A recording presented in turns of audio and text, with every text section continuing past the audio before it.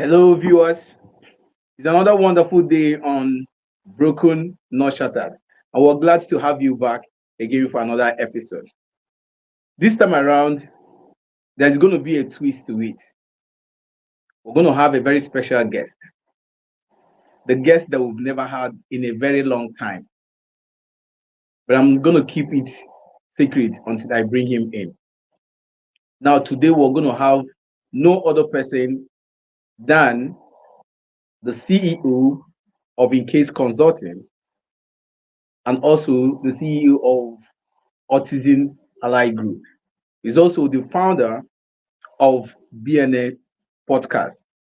There's no other person I'm talking about other than Mr. Ike. You're welcome to the show.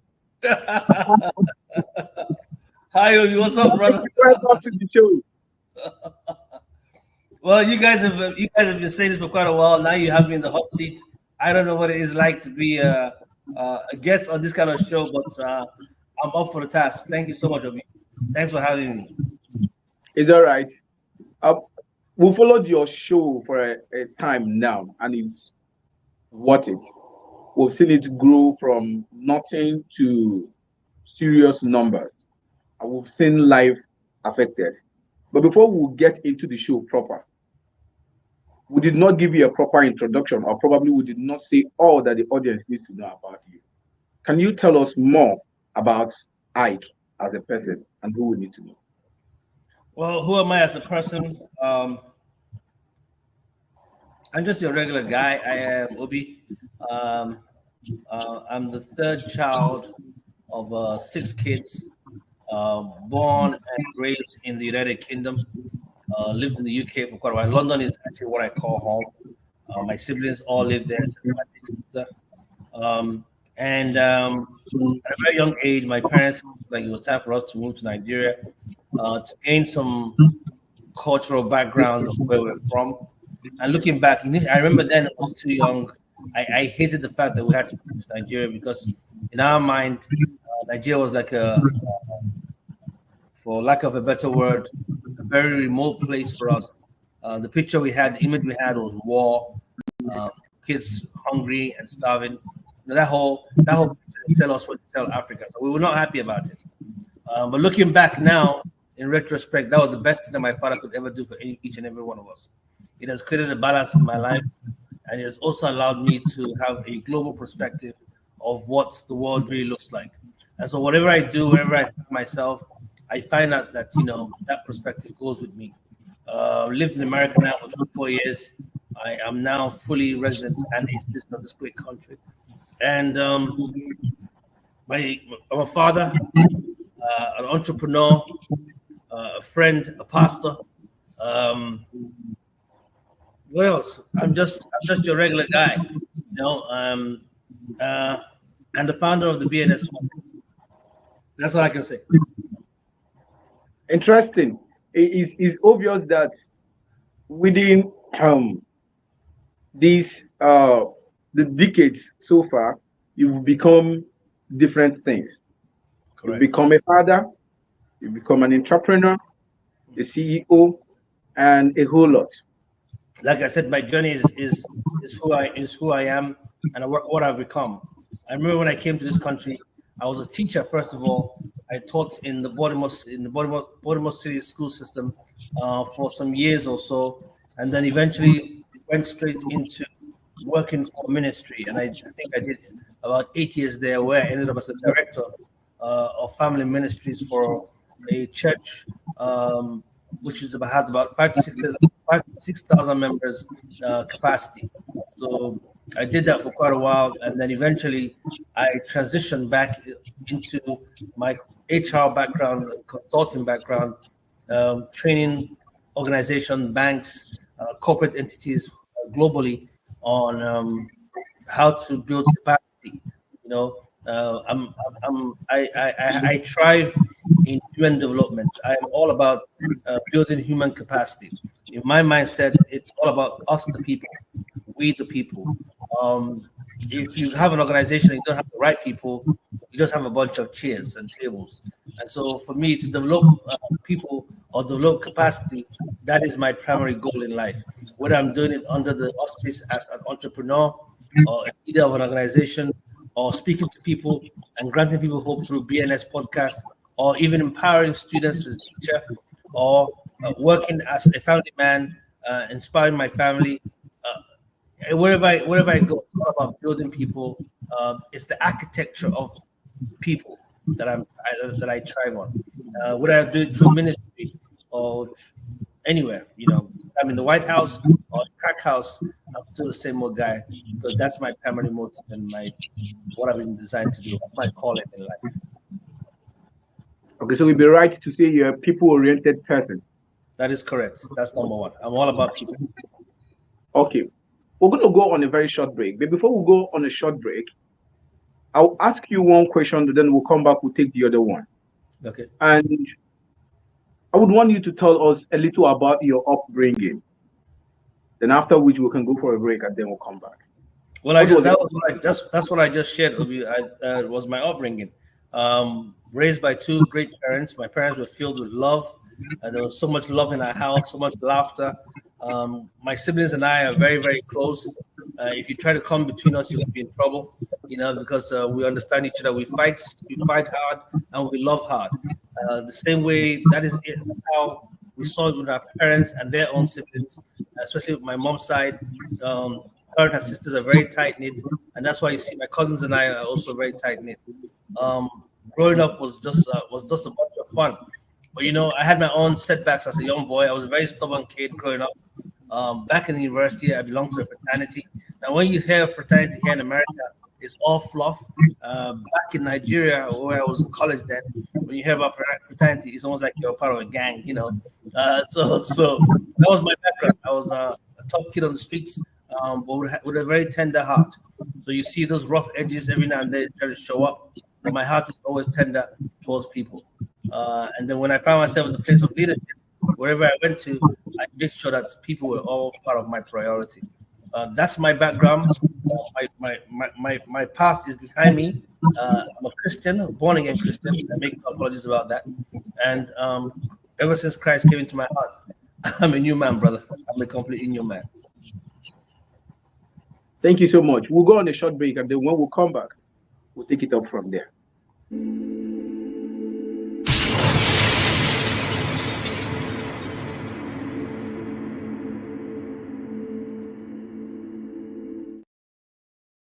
Obi, before you say anything, just the break, man.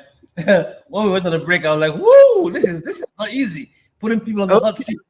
Every weekend, I see myself asking people questions, haven't got a clue of what I'm doing here, and I'm wondering why is he asking me all these questions? But I'm just your guest today, so kudos to all my guests who have been here and who have been on that seat. Well done, Obi. Thank you. I'll take your questions. Yes. May I use this opportunity to thank our followers and also encourage those who are not following us, or probably those who might be their first time here, to subscribe and then click on the notification button to always follow us whenever we release any of our posts. We are on TikTok, we are on Facebook, we are on Instagram, and we're also on YouTube.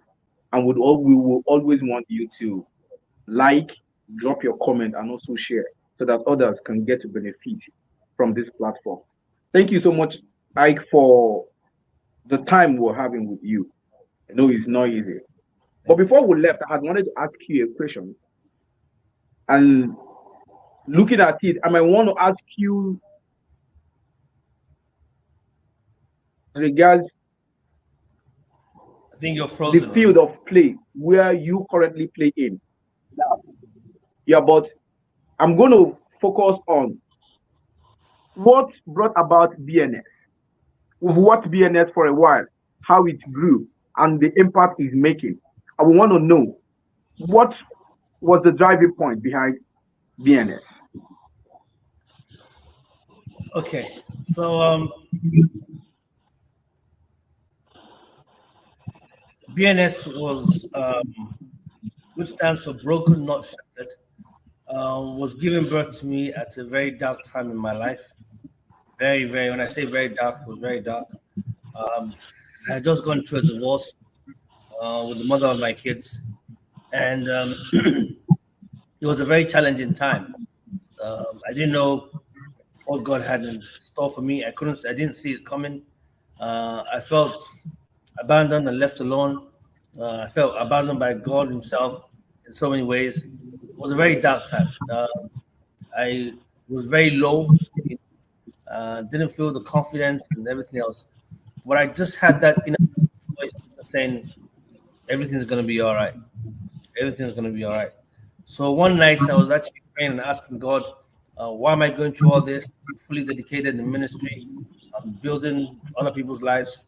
How come I didn't see mine going through this issue? And the word came very clear to me that you are broken, but you're not shattered. Hmm. And I was like, what? He said, yes, I'm going to take your brokenness and use that to heal other people. That what you are going through will help build you to be able to touch other people's lives and encourage people, uplift them when they're actually going through a state of brokenness. And I look back at it and I remember that, okay, yes, you can be broken, but you might not be shattered, in the sense that you I remember actually that night I cried when I heard that, but I wrote it down, and it was supposed to be coming out as a form of a book, but I didn't pay attention to it. I just wrote it down, left it alone, and with time, it stuck with me. Broken, not shattered, broken, not shattered, broken, not shattered. And I didn't touch it for about 5 years, literally 5 years. I wanted to make sure that before I even go out there to talk to people, I would have made sure that me, myself, that I'm completely healed, or at least I'm on the right path before you start projecting my own issues on other people's life. And so I didn't touch it for about 5, 6 years, didn't mess around with it. But the time came when I had to start working on the direction, start working on being vulnerable enough to share my own story, because I knew that if I didn't tell my story, why would I expect somebody else to tell theirs? And I had to use myself as examples to show that life is not perfect, and that's where Broken Not Shattered came from. Obi, believe it or not, the nursery rhyme Humpty Dumpty sat on the wall always comes to my mind every time I think about the BNS podcast. Why?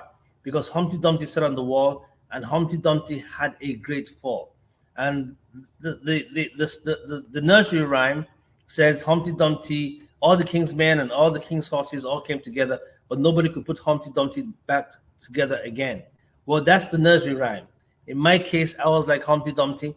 I went through that dark time of brokenness, but the difference is this king, the king that I serve and the king that you serve, was able to put me back together again. He made sure that I was not completely shattered.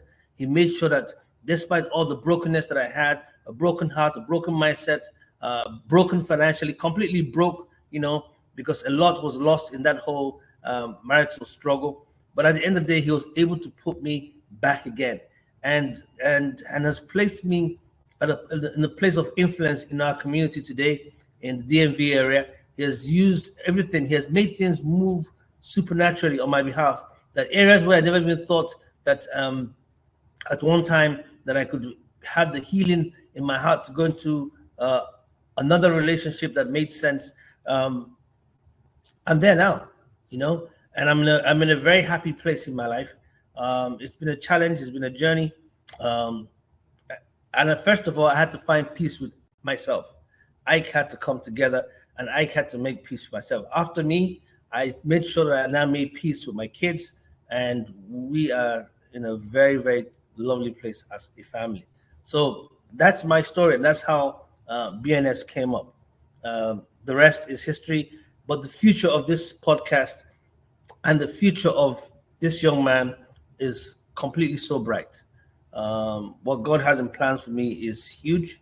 Some of it I know, some of it I don't have a clue of, but I'm just trusting Him in everything I do. And I wish you the same, my brother. Wish you the same. This is wonderful.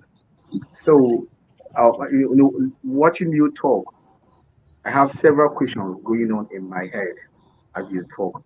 because there were a whole lot of things you mentioned.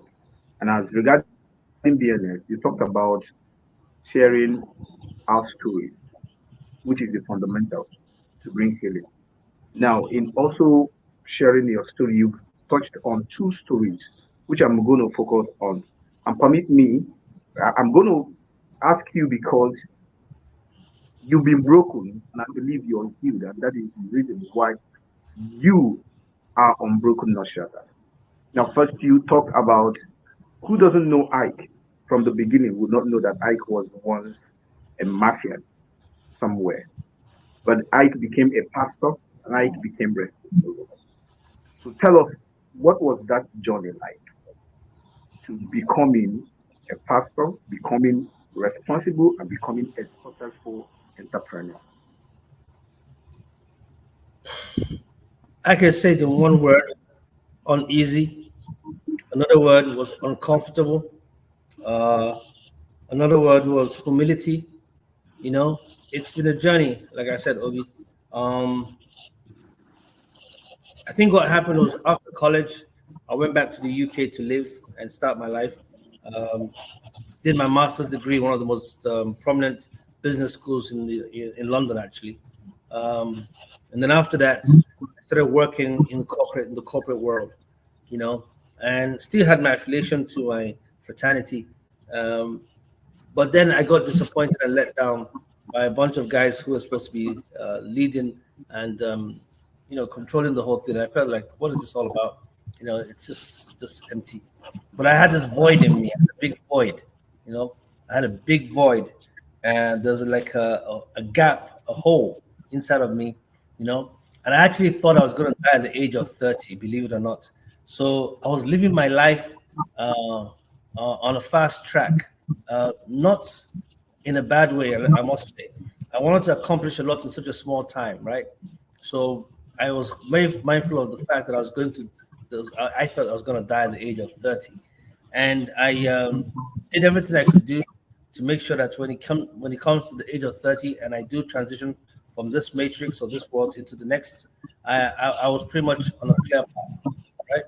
And what had happened was that I walked away from that group. I found out that they were not they were not what I was looking for.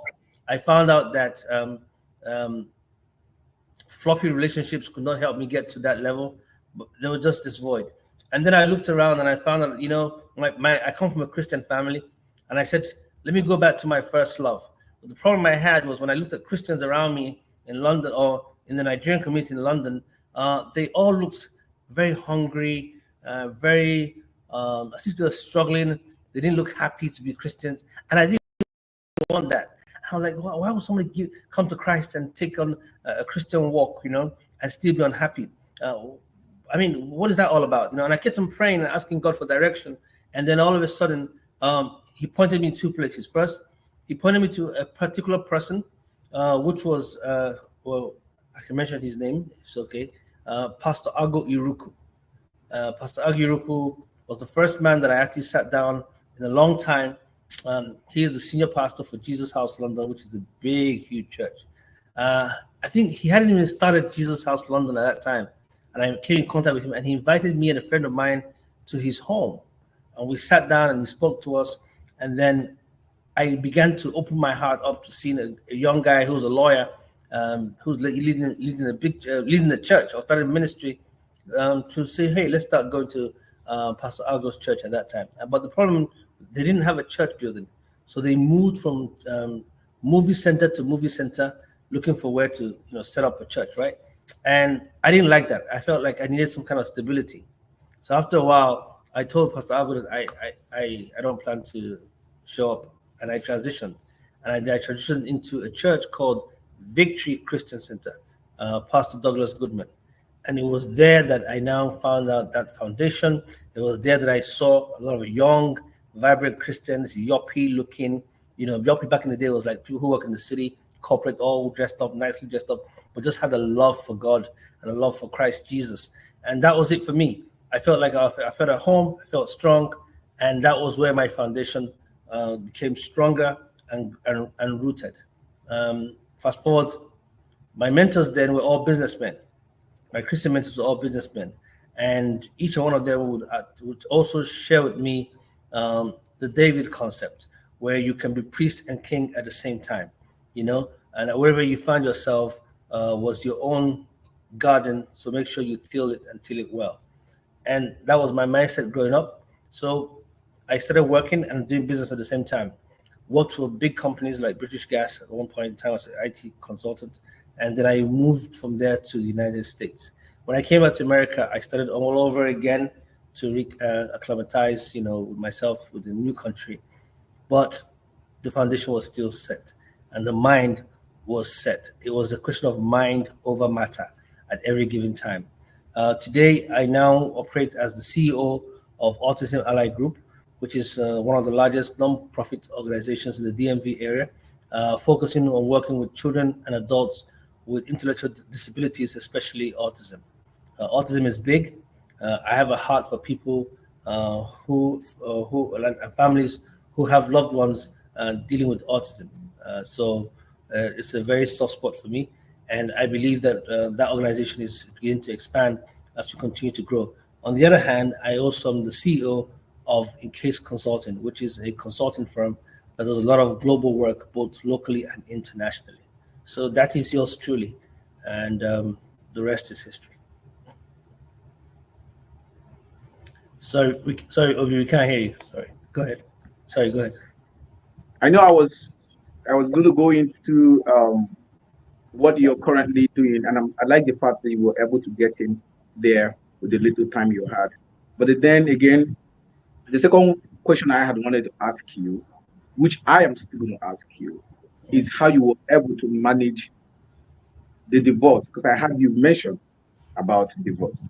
How were you able to manage it, and how was it like for you, and how strong are you now?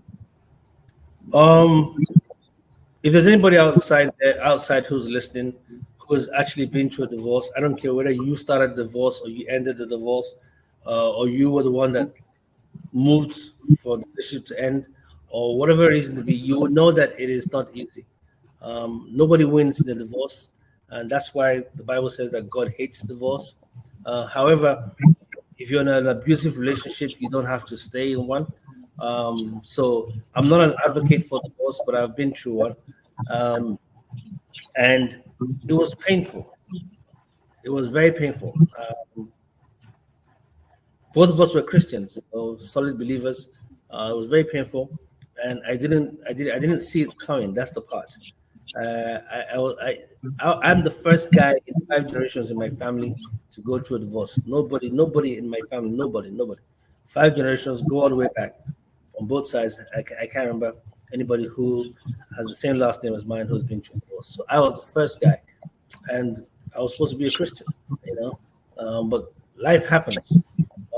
Today we've moved on. I don't want to go too much into it because I know that the family members also watch this program, and I don't want to open up anyone's wounds just in case they haven't healed. But it was tough, and that's why whatever I do, I'm pro marriage to the best of the ability. But if it's not working, then find a peaceful way to separate. And the operative word is peaceful way. At the end of the day, my lawyer, when I sat down, my lawyer said, I love marriage. And I'm like so excited. I said, oh, you do? He said, yeah, I love marriage. And I was like, oh my God, so he's going to help fight to make sure this didn't work. Because I didn't want a divorce. Those who are close to me all know that I did not want a divorce. I didn't initiate it. I didn't want it, but it happened, right? But life moves on. So my lawyer said to me, I love marriage. And I'm like, this guy's going to help fight for me, right? You know what he said, Obi? He said to me, you know why I love marriage? I said, no. He said, I love marriage because without marriage, there'd be no divorce. And without divorce, I won't be able to feed or even give my kids the best of education, because he's a divorce lawyer. I looked at this dude, man. I was like, man, Yeah, I can't say on air what I said about him in my head, but it was too late. He was my divorce lawyer, and he was good at what he does. So we went all out for it, So, but it's painful. It's very distressful on children, especially when children are involved in a relationship. It's very distressful. Sometimes I even wonder if my kids have fully bounced back, especially my first. But I pray that they will, and God is faithful because it's a healing process. and here we are now. But yeah, it's all behind us now. There's a lot of peace on both sides. There's a mutual respect between myself and my ex, and we're good to go. So, but now Yeah, it's a new relationship, it's a new place, and all is good. and you're glowing. I must say that. So, but I want to ask you. I've seen, All glory to God. yeah, all glory to God. I've seen a couple of your clips um, as news analyst, and I want to ask, do you have any political um, affiliation with any party? Are you political? Let me use that word. Yes, I am political. I'm political in the sense that everybody in life is political, regardless whether you're standing for a party or not a party, or a candidate or not a candidate. All of us are political. Politics is part of what we do, is who we are. It works in, it even plays up in our family, it plays up in business, it plays up in everywhere you find it. There's the politicking taking place. Are you asking me whether I have any political ambition? At this point, I would say no. I don't have any political ambition because, however, I grew up in the home of a politician. My dad was a politician. He was a businessman, powerful educator, um, very, very intelligent young man, and decided to go into politics to serve. His vision of politics was service. So when I think of politics, I think of service. However, in today's world, whatever you see all these jokers out there, it's all about them for the most part. A few people, yes, genuinely are there to serve the people, but generally speaking, most of them are there to serve themselves. And that attitude of self-serving is what drives me up the wall. It was what gets me agitated because people put you there for their own, for you to represent them, and not for you to represent yourself and your own personal agenda. On the African context, you see me as a media analyst on a TV station, and that is what I'm speaking about, the politics of what's going on here in America. But I always try to rope it up with what's going on in my ancestral country, Nigeria. It is completely unbelievable what we've done with ourselves. Instead of going forward, we've ended up going backwards. And I don't care what anybody has to say. This is my own personal perspective. I mean, the struggle and the suffering that I see of not just only the less privileged, but even when I was growing up, I was middle class. There's no more middle class in that part of the world. It is only those, that 1%, that have it all. And if you're not in that 1% or not directly related to that 1%, you don't have nothing. Whether it's from petrol, whether it's food, shelter, every sense, education, the whole system is collapsed. Everywhere you look into the Nigerian sector, it looks everything just folded. A country that is well endowed, so blessed with natural resources, and then all we just keep on dealing with is poor leadership. And it's this whole idea of divide and rule. So they come in and they separate us as a people. They call the Yorubas, the Igbos, the Hausas. They bring Muslims, Christians. They divide us, and then they go in there and they do absolutely nothing.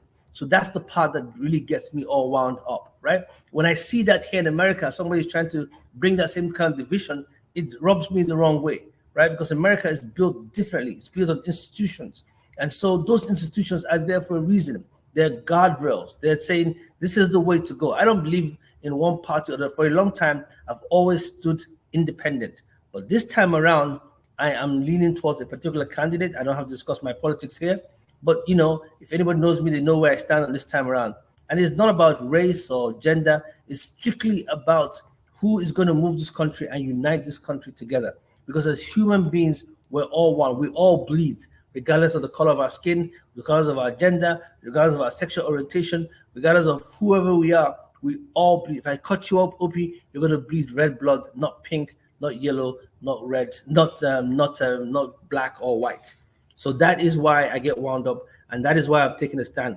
And while I'm still on this topic, for all those who are in America, I need you to go out and vote. I can't tell you who to vote for, but I can tell you to please get up and vote. I voted early on Friday, and all these my friends that keep on saying I'm praying. I'm saying it's all well and good to pray, but you need to get off your blessed assurance and go and vote. If you're entitled to vote, go and vote. If you're not entitled to vote, please do not vote. but find people who are entitled to vote and help get them to the polls and vote. To go in and vote in this country is so easy. It took me less than 5 minutes walk in and walk out. So that's where my drive is. Do I have a political ambition? No. I see myself more of someone who supports those who want to go. And that's where I am, as we speak. Thank you so much, Ike, for having me on the show. Honestly, it's mind-blowing having you today. And it's interesting, so you know how it feels sitting down on the other side as a guest. And I know how it feels.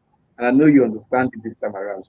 So, but then before we go, just in 10 seconds, say something to your fans and followers and people listening to you. Something nice. Something nice. Okay. It has to be nice.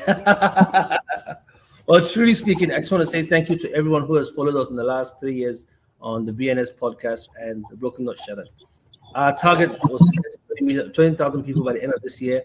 And by the end of 2025, at least 100,000 to 200,000 followers following us on this podcast.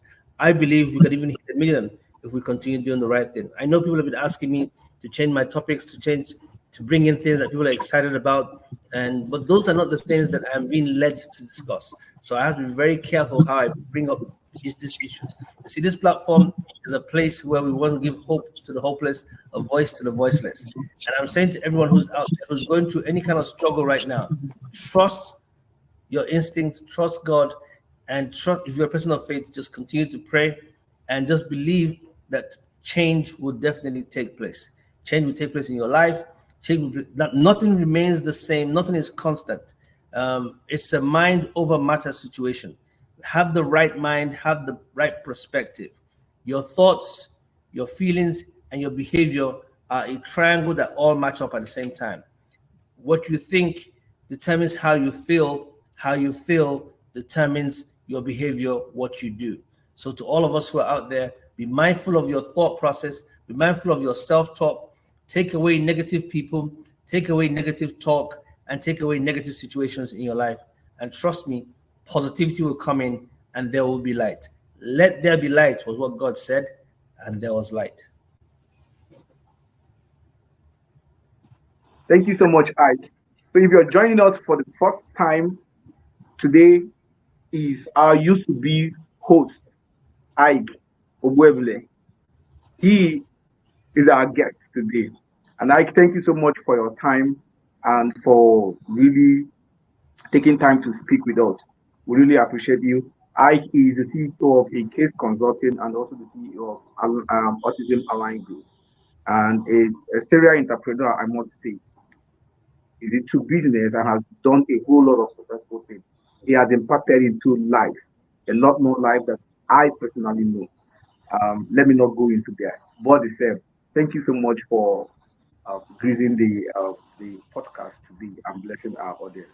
And as usual, I say this before you finish? I just want to say thank you, Obi, for being a friend. Thank you for being a brother. Sometimes I feel as if you have abandoned me, but that's okay. I still love you. I still love you regardless.